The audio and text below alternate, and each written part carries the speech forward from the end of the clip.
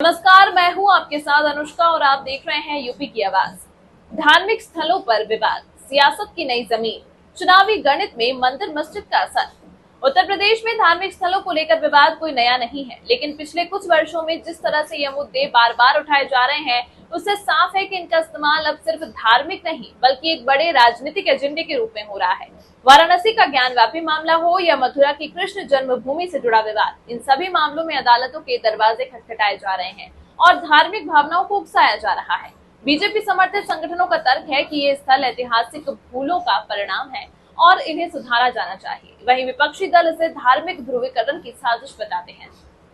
इन विवादों को हवा देने के लिए सोशल मीडिया का इस्तेमाल भी तेज हो गया है। पुराने वीडियो, आधे अधूरे ऐतिहासिक तथ्यों और भड़काऊ भाषणों के जरिए एक खास समुदाय को टारगेट किया जा रहा है। इसका सीधा असर समाज की एकता और भाईचारे पर पड़ रहा है और इसके राजनीतिक नतीजे भी साफ दिखाई दे रहे हैं। राजनीतिक विश्लेषकों का मानना है कि मंदिर मस्जिद विवाद अब एक चुनावी टूल बन चुका है।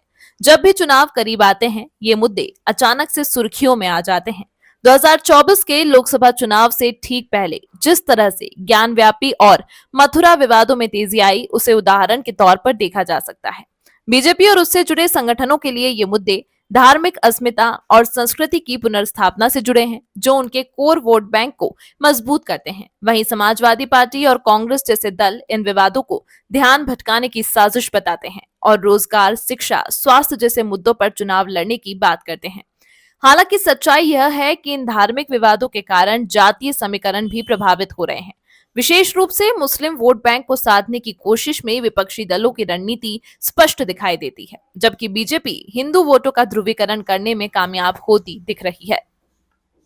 उत्तर प्रदेश की राजनीति में मंदिर मस्जिद विवाद अब केवल धार्मिक मुद्दा नहीं बल्कि एक सटीक चुनावी रणनीति बन चुका है। इससे न केवल समाज में तनाव बढ़ रहा है बल्कि राजनीतिक दलों के बीच कटुता और वोट बैंक की राजनीति भी गहराती जा रही है।